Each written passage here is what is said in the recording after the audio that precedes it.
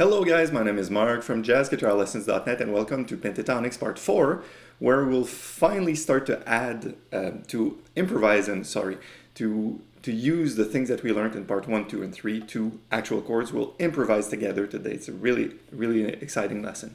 Just to wrap things up, just look at what we saw in the past. Part 1, we found out how to build pentatonic scales. In Part 2, we built them on the whole fretboard. And in Part 3, we looked at patterns such as, those type of four-note patterns that can be really useful in playing situations, right? So in Part 4, it gets tricky because I cannot explain all the theory in this video. It would be too cumbersome. So I invite you to go to blog.jazzguitarlessons.net, and for each video in the 5th part of the Pentatonics, you have a blog post. In Part 4 especially, there is 9 applications of pentatonic scales to major and minor chords only, right? So if you don't grasp the theory quite yet, just go there. You will see there's a chord, there's the pentatonic scale underneath, and you'll see scale degrees and why they work in certain playing situations, right? So for instance, you have an A minor chord or an A minor 6, and you say, why would we use B minor pentatonic? Doesn't make sense, but it does. In the theory, if you look at it, it should be fine. That's my first advice. The other advice is make sure you went through part 1, 2, and 3 so that you know your scales a little bit. And lastly, you should read this blog post for part 4 because at the beginning, there's advice that I give. And the advice is, don't be a rock star. Don't try to play a lot of notes if you cannot hear it. Make sure that these things make sense to you and that you can relate to them in a certain way. What I did here is just suggestions for you. Those are my favorite applications, but they might not always work in your ears, so that's totally fine. Okay, so what we're going to do now, we will exchange solos together. So there is a backing track that I will put on. I will improvise for 8 bars. Then you will answer and improvise for 8 bars with the same pentatonic scales that we decided on. So there's 9 of them in this video. It's going to be a long video. Grab a cup of coffee and take your time. And furthermore, if you want to practice those on your own, on the blog posts, there's links to download the backing tracks, which are the exact backing tracks that are going to be used today. All right, so let's get going. All right, so our first 2 applications are based on a plain and simple C major chord. C major, like this. We will use C major pentatonic or A minor pentatonic, which is the same thing, right? Same 5 notes. That's our first application, as you can see from the blog post. The second application on the plain C major chord is E minor pentatonic. You can see the technical details in the article, right? So what I'm going to do, I'm going to start a backing track. I'm going to improvise 8 bars using A minor pentatonic. Then you improvise 8 bars using A minor pentatonic. Then I will improvise 8 bars using E minor pentatonic, but it's still the same chord. And you improvise 8 bars using E minor pentatonic as well. You ready? 1, 2, 3, 4. Use A minor.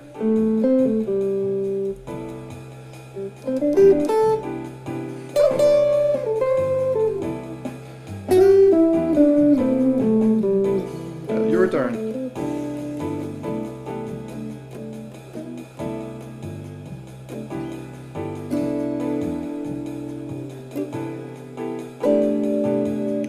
I'll use E minor pentatonic.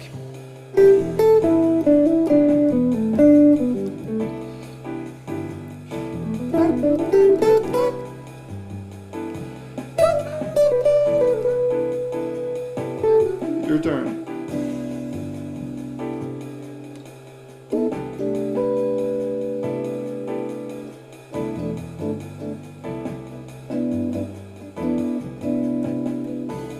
And we're done. Alright, so good job. Now you see we're just getting warmed up in terms of the sound of the C major scale and the different pentatonics. E minor is really cool. You get the 7th of the C major chord. You can hear that. Now let's go to the Lydian chord. So the C major Lydian, this guy has an F sharp. So it's a sharp 4 or a sharp 11, right? So of course, we have 2 choices for pentatonic scales. We're going to do the same thing. And those 2 pentatonics have the F sharp in them. They have the sharp 11, or else it would not be lydian-sounding, right? So what we're going to do, I'll improvise 8 bars on B minor pentatonic. Yes, that's right. For C major, we use B minor pentatonic. And you improvise 8 bars on B minor pentatonic. Then the other choice, is use D7 pentatonic on that C Lydian chord. You ready? Gonna flick the backing track and we go 1, 2, 3, 4.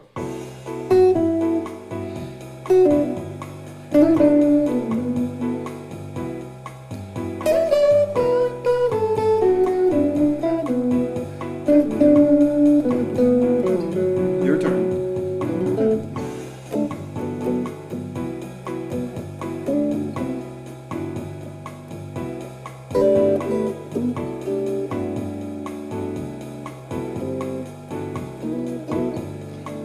Watch out, D7 pentatonic.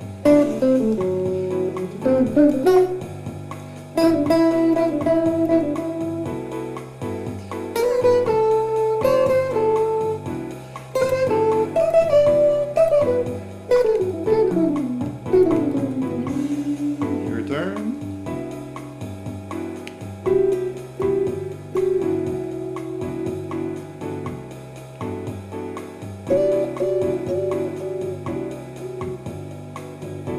And we're done. Alright, so that was it for major chords. We covered the plain major chord and the Lydian-sounding major chord. Now let's jump to minor chords. Of course, in terms of minor chords, we have to consider a plain, A minor 7 type of chord. But we'll also consider minor 6, this type of, or minor major 7, this type of tonic sound. But let's start with the plain A minor 7. The most obvious choice is, indeed, A minor pentatonic. This is your blues, like you can always, pull out the blue note. That's the first choice. And the other choice, same as in C major, we'll use A minor pentatonic and then we'll use E minor pentatonic. So I'm just going to flick the backing track on, improvise 8 bars on A minor pentatonic, then you improvise 8 bars on A minor pentatonic, and 8 bars E minor pentatonic, you 8 bars E minor pentatonic. Ready? 2, 3, 4. A minor pentatonic. It's very obvious, right?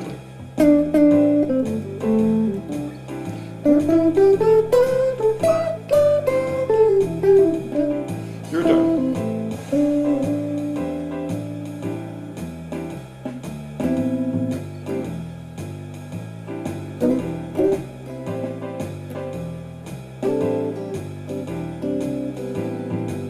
Now E minor pentatonic. 3, 4.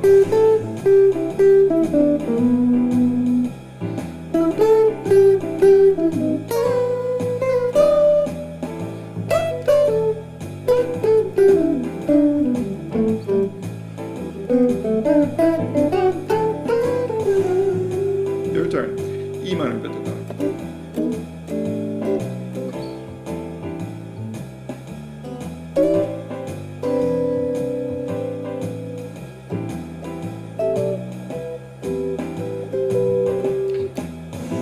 And we're done. Alright, and now's the final piece of the puzzle. Now we worked on plain major chords, Lydian major chords, minor 7 chords, the one that we use all the time. Now we're going to look at tonic minor chords. A minor 6, this type of sound, or A minor major 7. Sound of, harmonic minor or melodic minor type of sound. This is really cool. So there's 3 applications. So instead of doing, we did 2 in 1 backing track. Now we're going to do 2 in 1 backing track. And the third one I'll keep for dessert. We'll play 8 bars twice together on it because it's hard. It's rather hard to hear, I find. So our first order of business is to use A minor 6. And so I don't get caught up in my mistakes, okay. We're going to use A minor 6 chord, B minor pentatonic for 8 bars, then you 8 bars. Then A minor 6 chord, same backing track. We're going to use D7 pentatonic. Same type of sound with the 6th. So I'll flick the backing track and we go. I think this one is a bit faster. I'm going to pump it up a little bit. 1, 2, 3, 4. B minor pentatonic.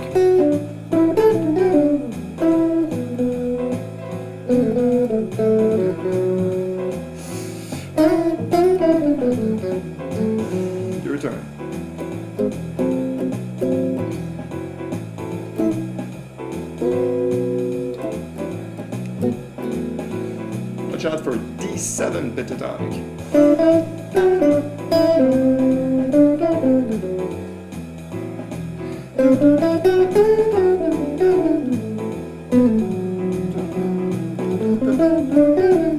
Your turn.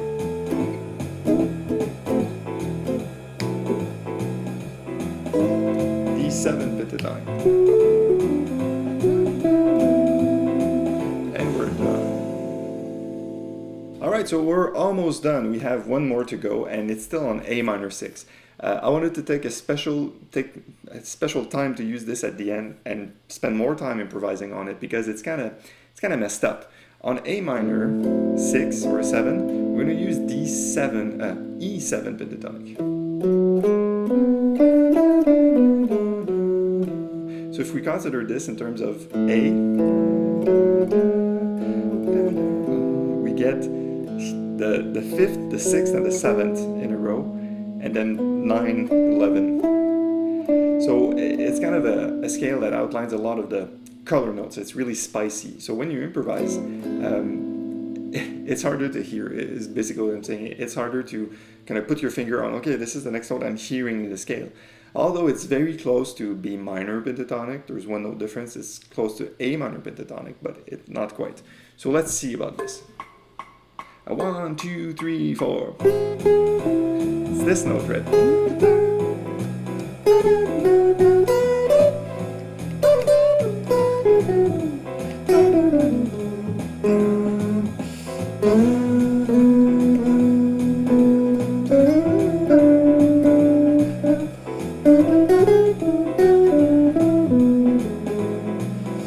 I messed up. It's your turn now.